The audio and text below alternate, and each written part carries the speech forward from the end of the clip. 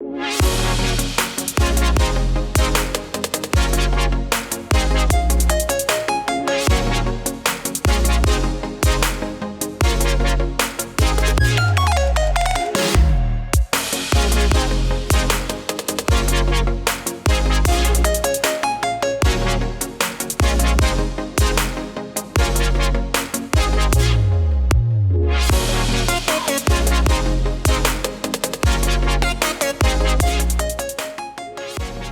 everybody.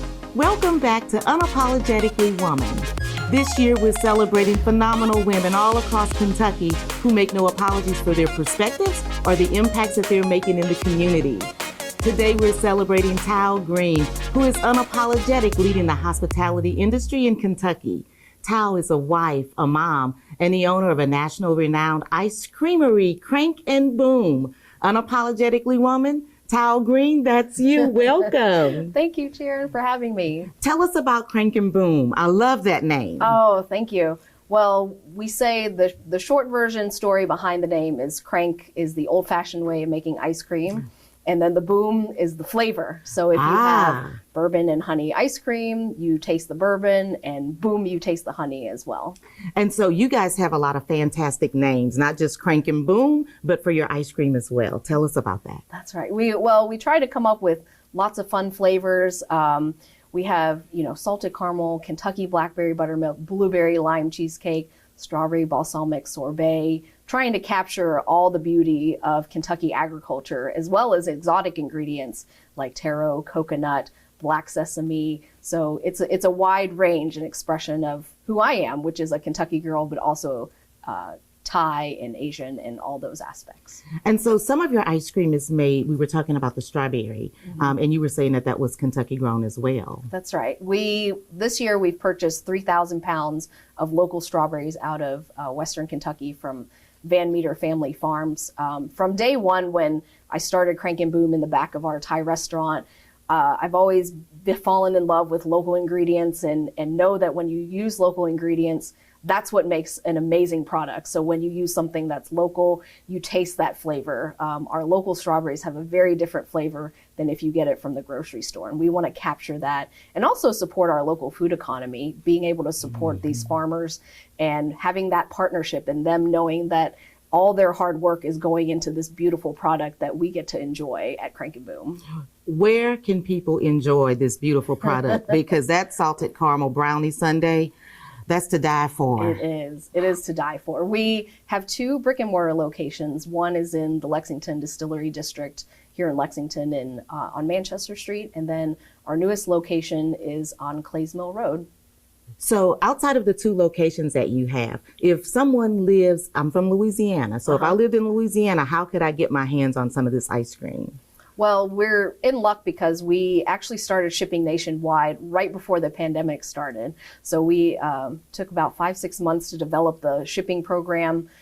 People can go to goldbelly.com. We sell on that. It's a curated food market. So we sell through Goldbelly. People all over the country, I believe we have shipped to all 50 states. Wow, so that's impressive. We're excited that people beyond Kentucky can enjoy Crank and Boom and get to have a taste of Kentucky wherever they are. And so you mentioned the pandemic. What kind of effects did the pandemic have on your business? Oh goodness, I think just like everyone else, it was a tidal wave of change, and it was what I call probably 10 years worth of decision making as a leader, wrapped into just a few months. And even still now, we're still having to make decisions based on the world around us as it changes and having to pivot. But it had a tremendous impact. We did not know what was going to happen.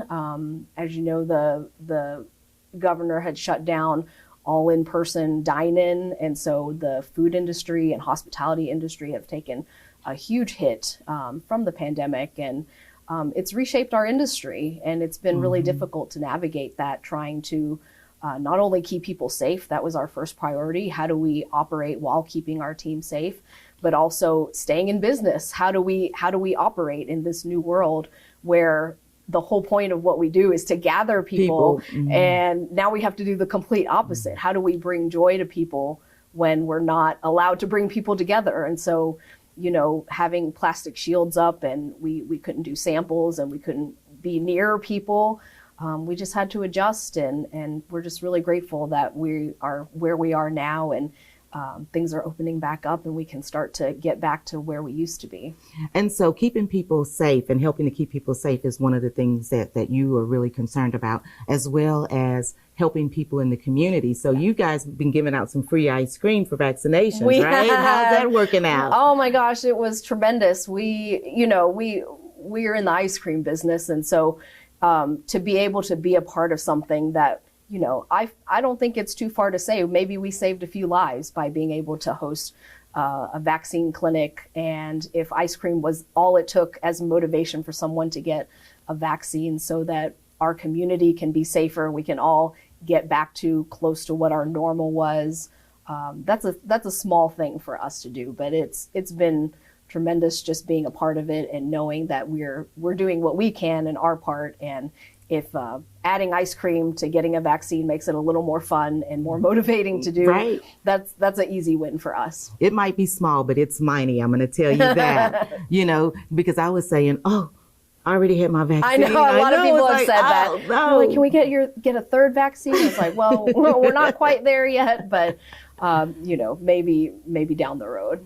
So the summer is coming up, and that's a big time for ice cream. It is. What do you have under your sleeve for that? Well, we just launched our summer flavors. So we have a margarita sorbet, which is vegan and dairy-free. And we're mixing it in with some other fun things to create a new cocktail. So that's coming down the pipeline. And then some other new flavors that we have is a non-dairy pina colada. It's got rum and, the caramely part of a pineapple upside down cake. We've taken that, caramelized pineapple with rum, brown sugar, thrown it in the ice cream, and put a cherry on top. It's fantastic. And it's making my heart beat fast over here. I'm like, my heart is going boom, boom, boom, boom, boom over here. Well, it's amazing to get to talk about ice cream all day and just seeing how it gets people excited. And it brings us all back to childhood, right? It does. Everyone's got some sort of ice cream memory.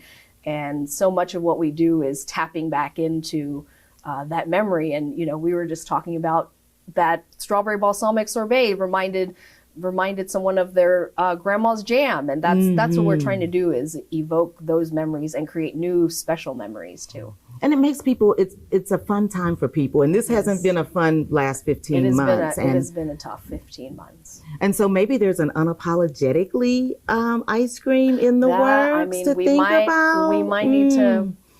We might have to think on that. Figure that out. Something that can make your heart flutter. Oh yeah, we can definitely work on something. So, but before you got into ice cream, well, you've been doing ice cream for a long time. Mm-hmm. You were working in Thai and Mighty Noodles. Tell us about that. Yeah. So my family is Thai.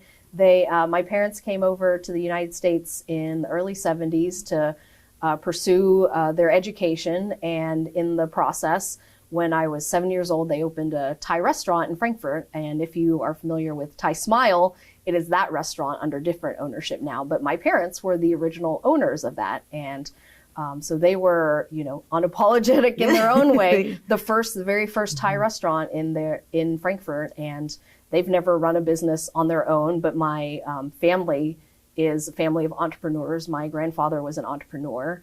And my other grandfather was an immigrant from China. So we've always, in our family, had this spirit about adventure, trying new things. And so when I came back home to Kentucky after college, I asked my parents if they wanted to open a new restaurant. And we called that Thai Orchid Cafe. This was in 2006. And from that stemmed the Thai and Mighty Noodle Bowls, which was a food tent / food truck concept of doing Thai street noodles and bringing that to Kentucky and to Lexington. So it was a fun, crazy, busy time. And while we were in Thai Orchid, that's when Crank and Boom was born. Mm-hmm. So all of these different elements, background in entrepreneurship, learning how to cook Thai food. The fundamentals of Thai cooking is what Crank and Boom is based off of. I think a lot of people don't know that. So Tell me more about that. Yeah, so the way we create the ice cream. So when I first started making ice cream, just as a dessert option at Thai Orchid, I was making coconut ice cream. And I thought, well, if we can have really amazing ingredients to start, surely the end product is going to be fantastic.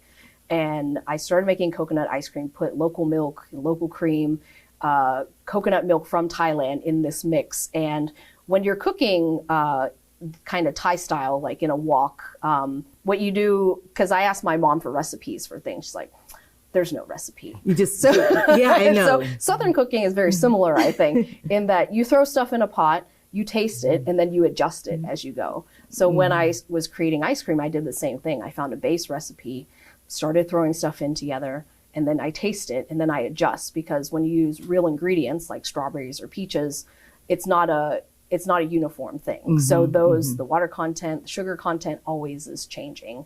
So when you're using local ingredients, you're having to adjust as you go. So when I'm making ice cream, we do it the same way. Even still, we taste every single batch that we make before it goes into the machine. Are you all hiring for that job? It is a very fun job. Yeah, I could taste every single batch before, and I would be really good with that. That's right. We have to get your palate trained, and you'll be set to go. But just being able to have that same style of cooking and applying it to ice cream. And I think a lot of people ask, well, what makes your ice cream so different? And I think that's one of the elements of that flavor. And also, with Thai flavors, you talk about balance of flavors, and you talk about being able to have that really, like if you have Thai food, it is punch you in your face. There's lime, there's spicy, there's salty, there's sweet. Right there. It is right there. So we try to do the ice cream the same way. So if you have blueberry lime cheesecake, you're going to taste all those elements in the ice cream. Well, you're doing it because it's right there. It is right there. We're gonna take a field trip, and we're gonna go spend the day over there. Yes, that's what we're gonna do. I can't wait for that.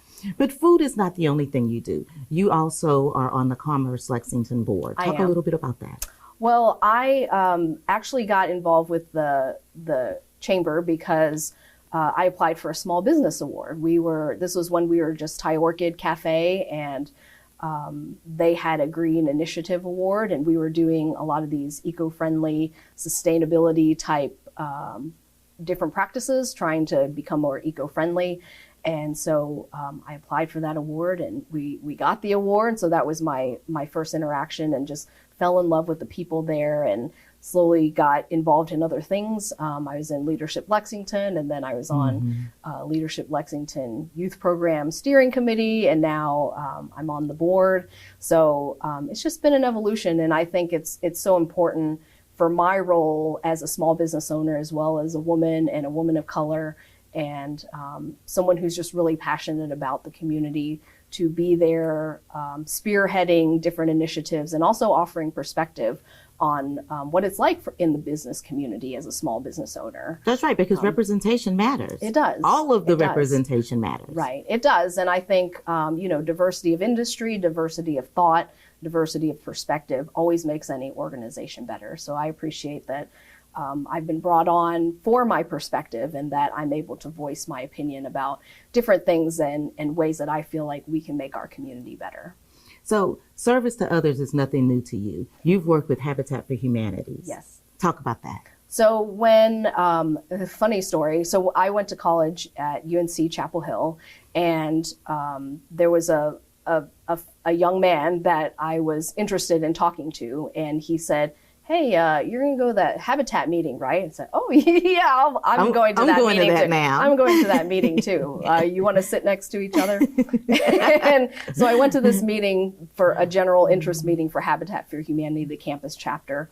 And they had a presentation about a spring break trip to Honduras. And I thought, well, that would be a fun way to spend spring break, building homes for people.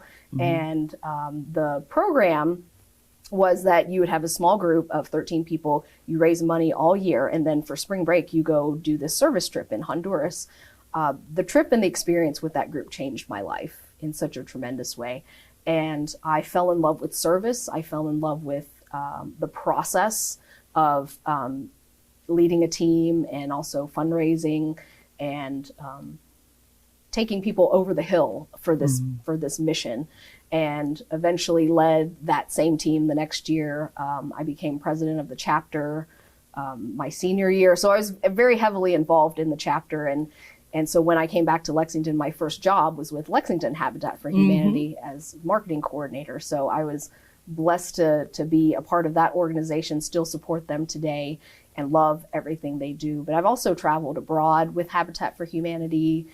My husband and I fell in love while we were on a trip to India. So that's right. We have a special place in our heart for India, and service and being abroad and seeing the world in that way has been so beautiful. Now you also did some work with the tsunami to go back and to help there. Yes. Tell us about that experience. So the India trip I was referring to, my mentor at the time, he said we're gonna put this trip together for 60 Kentuckians to go over to India. This is a year after the 2004 Asian tsunami. And we're going to help rebuild this village. And this fishing village had 300 people. 100 of their community members died in the tsunami, and they lived in. I mean, it's a tsunami. Everything was wiped out. So their homes were wiped out. Their whole community was wiped out. By the time we got there, they were living in temporary tents. And so what we were doing with Habitat, with partnership with other, international organizations, was to rebuild 100 homes for the 200 people that were left. So we sent over 60 Kentuckians over the course of 12 weeks, and different groups helped build. And it was interesting because this community was so rural, they had never seen any outsiders. So the first people that arrived that had white skin, blonde hair, blue eyes, the children would come and touch them. Like, oh, I've never. So just having that experience where it's flipped, you suddenly are the minority, and they've never seen someone that looks like you. Right. But the team, it was a beautiful thing getting to be there and learn about community. See, one of the biggest impacts that trip had on me was there were lots of kids in this community, and we were in a full construction site. They were just running around, no shoes, just running around, and it was great just to see their joy in every day when we would arrive off the bus. Like, all the kids would be there, and they would just be so excited that we were here. And in India, you can't drink the tap water. Our bodies are not used to it, so we had these big giant water bottles that we would take, and they when we were done with them, we just had a trash pile.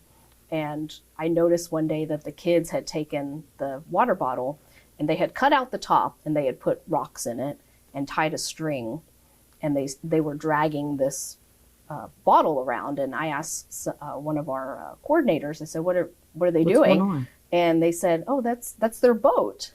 They made a boat out of our trash. They made a boat, and they were just running around like it was the happiest thing on the planet. And I think when this disaster had happened, members of your community are gone, your home is gone.